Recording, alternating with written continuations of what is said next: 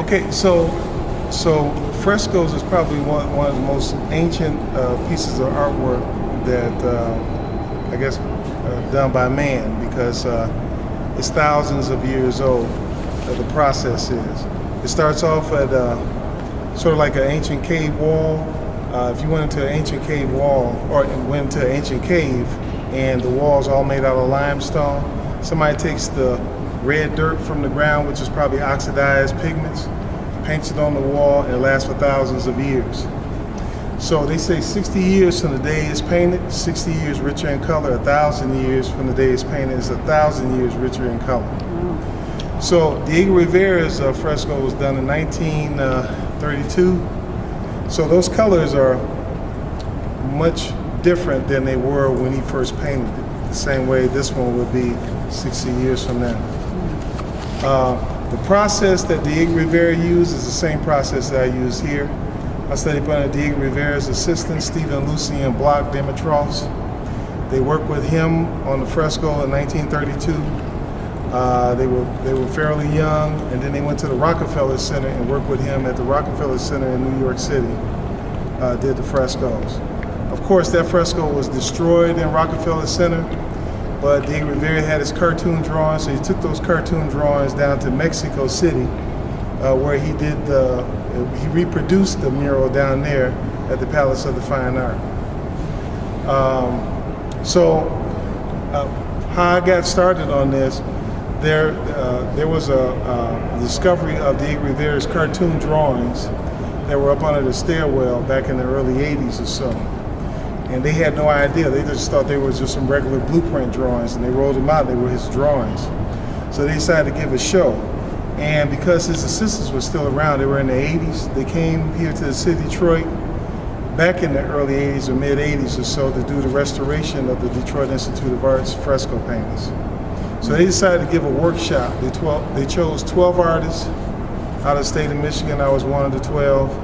There was a few artists, Allie McGee, Vito Valdez, I believe Charles McGee got to learn a little bit. He wasn't in the same group that I was in, but he came in another class participation. And out of the 12 artists, I was the only one that actually got into doing fresco painting. And the reason why it sort of worked with me as far as doing frescoes, I used to be a sign painter. That's what Diego Rivera was. I came here in the early 80s to be a sign painter. I got hired 2 years before I got out of college. Came here to the city of Detroit, and I was painting billboards. All billboards were all hand painted. They were done in oil paints. We would work 365 days out of the year, even in cold weather and all. And because Diego Rivera worked as a sign painter and doing large scale, it was just only fitting for me to actually learn the process. So that's what I got into. So this piece weighs 6 tons. All the colors that you see up here are all handmade. So they don't come out of tubes. They don't have no artificial additives, no nothing. It's the purest of color. All these colors are from stones. Lapis is a stone, ultramarine blue is a stone, sienna, burnt umber, all those are stones and all. It probably took approximately about a half a quart of paint to paint this up here. Half a quart? A half a quart? Yeah, about that. Because it's all pigments, right? Pigments, and it's diluted in water. And the glazing, that's where you heard glazing. People talk about glazing pictures. It's real thin layers of color and water. Even though it looks opaque, it's really translucent. It's almost like a stained glass. If you want a blue, you put a blue down, and you put a red on top of it, you'll get a purple. So it's just like that. So this, I ended up getting this commission to do this piece about 2016 or so. They wanted the artist to do a large installation, so they contacted me for that. And they wanted a fresco paint, because there hasn't been a fresco done since 1932. Wow. Publicly. In Detroit? In Detroit. Since 1932, publicly, there hasn't been a fresco. The fresco I did was at the Detroit Athletic Club That was in 1999 to 2000 is when I created that. And I was the first African American actually to be commissioned to do artwork at the Detroit Athletic Club. And they've been established since 1916. So, and you know, of course, Coleman Young was the first African American to be a member of the Detroit Athletic Club. That's back in the 1990s. So, anyway, so I came up with a composition on this. Normally I do community forums. I talk to a lot of people and just listen to their stories and all. And I a la carte certain stories to best describe the city of Detroit. So we put together a group of people, and they're on the marquee that's on the inside. It also tells about it up underneath too. We got together, we sat down, we talked about what were some of the most important things or some of the most important iconic things that's in the city of Detroit. How would you like Detroit to be displayed or shown to in a region for people? When people come in, how can they identify us as a city that's the center of technology and innovation? So I point. So I start up at the top. So you have the large figure. He's sort of like the spirit of Detroit, but he's also like Joe Louis and all. So there's a robotic arm. This is generic. Robotic arm that shines the light down on the world that he holds in his hand. So that light that he shines down is the innovation. That's the innovation, and the gear represents the technology.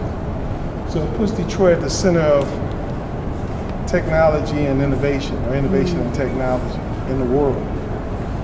And over to the right, there's three women. They represent Motown, like the Supremes, but they represent industries, architects, construction, lawyers, doctors. These women represent the different facets of different fields. The homes over here represents Detroit was known for the city of homes and also the city of trees. Right next to you see some cars next to it. It's sort of like the Lodge Freeway. You see this woman down here, she has two arms. One is an arm that's pulling one direction, and another arm pulling the other direction. It represents urban and suburban communities being pulled together by this one system. Okay, over here, you have this guy that's holding up his lantern. He's a slave. This steeple over here represents Second Baptist Church that was downtown in the city of Detroit. You have a Native American woman that's sitting up here, and she's pointing the way to freedom, to Canada. She's wearing, her clothes that she's wearing is actually, those are actually from period clothes that people wore here in the city of Detroit. I went to the Fort Wayne to do my research. They pulled out all these garments. And these are actually some of the garments that the people were wearing for the city of Detroit, in the city of Detroit back in the turn of the century. Then you have the Ambassador Bridge. You have a guy that's in a canoe, a Native American canoe, sort of like past, coming close to the present day. You have this iron ore boat that's up here. You have Canada on one side. You also have the Gordie Howe Bridge, which hasn't been built. But I put that in the picture. That's the one way down river? Huh? Yep, way down river, yep. Where's Second Baptist?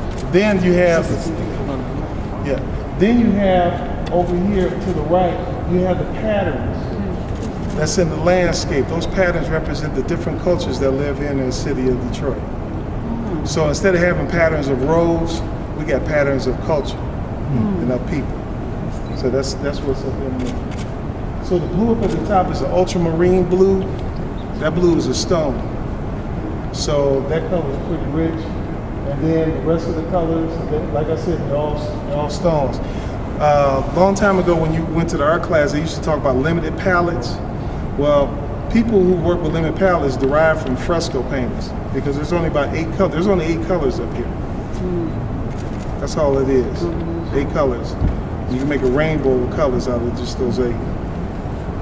And let's see anything else.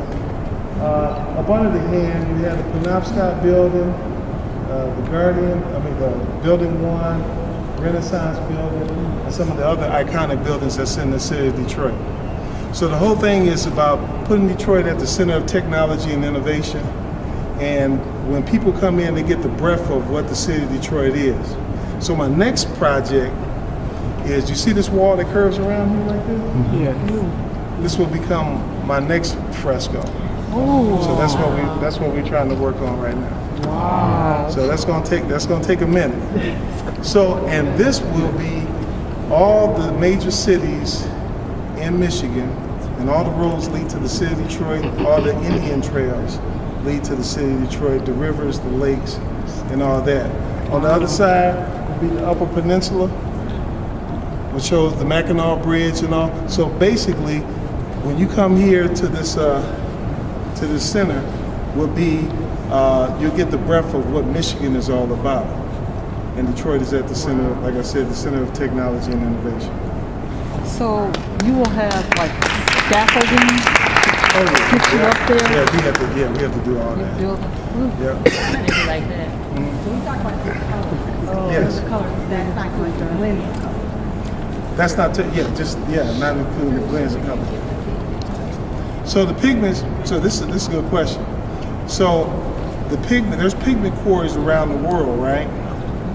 And those pigment quarries been there for thousands of years. You can still get the same pigment that they use, that Michelangelo used, that Diego Rivera used. Some pigments come from the southern part of France. Some pigments come from Mexico. Some pigments come from they come from other parts of the world. So in those regions, those pigments are basically the same. Do we have those quarries here in Michigan? We have some quarries, and you know what's really interesting that you mentioned quarries. So this is all flat. This is all river. This mural is compiled of river sand, lime, marble dust.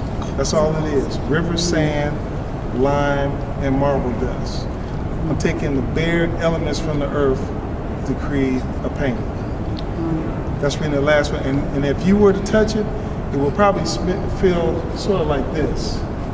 Smooth, just like this. But then it is hard as stone. It's almost like a tattooed stone. Because once it hardens, those pigments are fused in with the lime and all. Yes. How much does it weigh? Huh? He said How it much was. does it weigh? Over 6 tons. 6 tons? Yep. So when I was doing this initially, I had to work with structural engineers, and the structural engineers sort of guide us a way so that we can actually mount the new wall up on this wall. So we literally ripped out the whole entire wall to replace it with this wall, which is the fresco. Feel like a metal frame. Oh, that's lime. So that's no pigment. No pigment on there. Yeah. So the white, So wherever you see the white on the surface, that's no pigment there. That's just the lime itself. So Yes. As far as dirt in other countries, say like in Africa, have you ever thought about collecting dirt from there? Oh yeah, most definitely. Most definitely. So you got Egyptian as a form of fresco. They call it suckle fresco, which is painted on dry plaster. But you notice when they go into the tombs, you see the hieroglyphics. They're there. They've been there for thousands of years, right? Same pigments. Same pigments. So the same technique?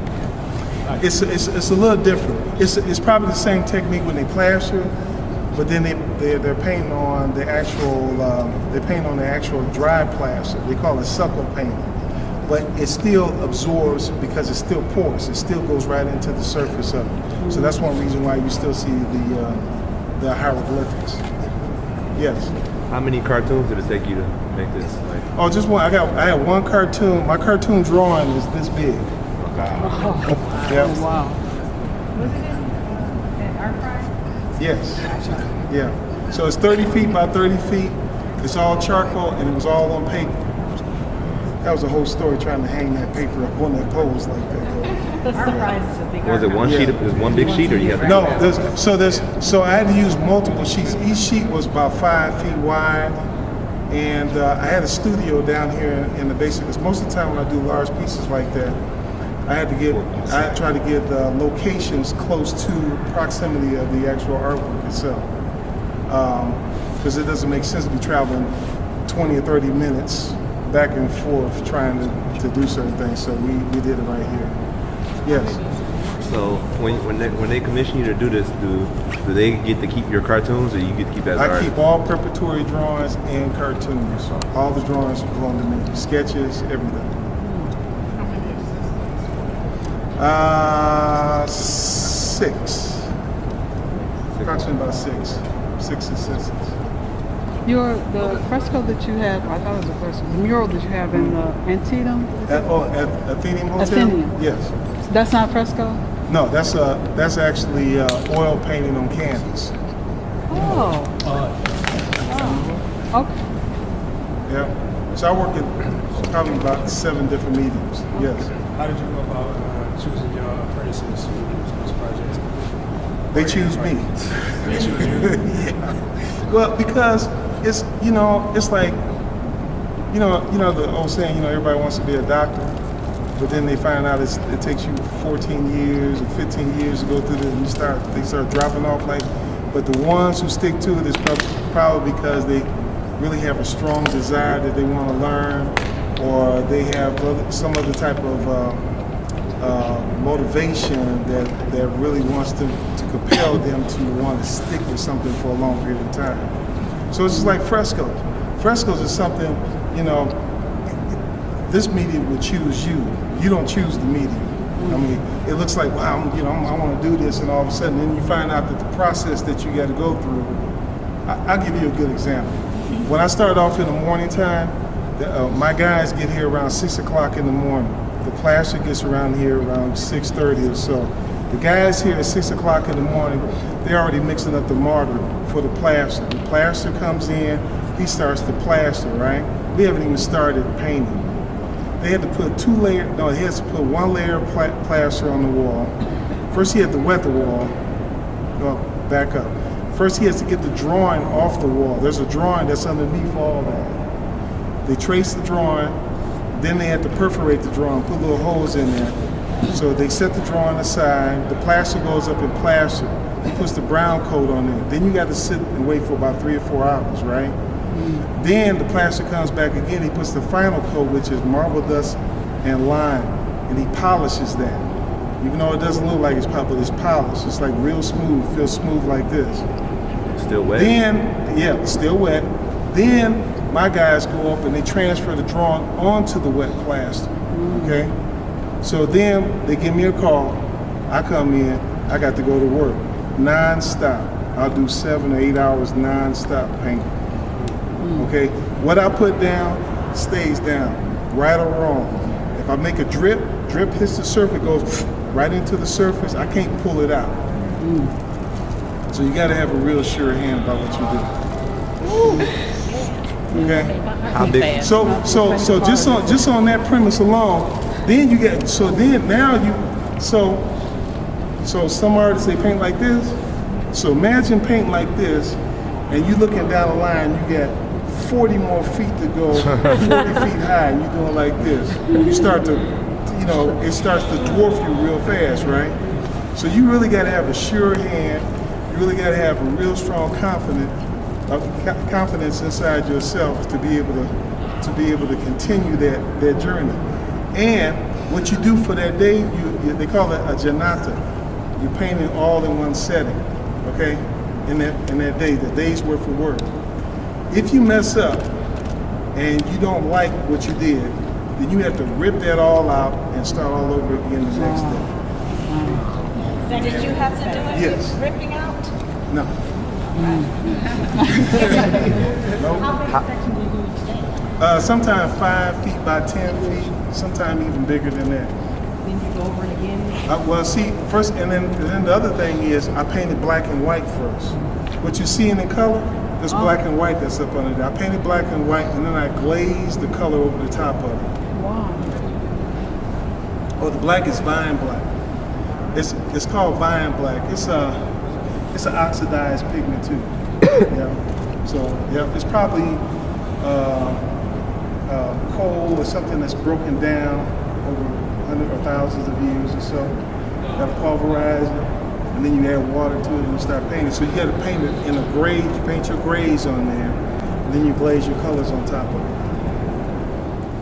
Yeah, so the colors are pretty, you see the red around the fingers and all, that's those are all pigments too, and all, so you get a little glow. So it's kind of different. So after you guys got through seeing Diego Rivera's piece, you know, and you seen his way of painting and stuff. So what's different than you seen over here than you just got through visually seeing the Diego Rivera? This one seems more modern. Huh? This one seems more modern. The composition seems a Oh. lot more. It seems more vibrant. The colors seem Yes, now I think it seems more vibrant. The colors are vibrant? Yeah. But there's some similarities too. Oh yeah. You know, you kind of get the feeling that you studied under him or somebody that was trained by him. Right. But So then the whole composition of this is all mathematics, right? You know, how do you create a flat image, and then visually you guys looking at it and you going in, and it seems like you're looking off far in the distance. This is a flat image. There's no translucentness about that other than it's a flat. But it's the composition is all mathematics, though. And then too, do you have to somehow modify it because you know we're going to be looking up at it as opposed to looking straight on? No, Does well, that I change create it? a small sketch like this. Okay. I have multiple sketches that are small like that, and I create the composition. Okay. But I break up space and I utilize the depth. I try to utilize the depth as much as possible. Yeah, you feel that a lot. The depth comes through a lot. Right, right. So it's not all up in the front like this. Like if it's a whole bunch of figures, they're all like, it's not like it breathes and gives you this airiness, right? Yeah, it does. So that's sort of what I got when I was down in Mexico City. I got to see Curators, Orozco, and Diego Rivera's artwork down there. Unbelievable. Wow. Unbelievable. And the color palette is sort of similar to that. If you ever go down to Mexico City and see some of their stuff, the colors just knock your socks off.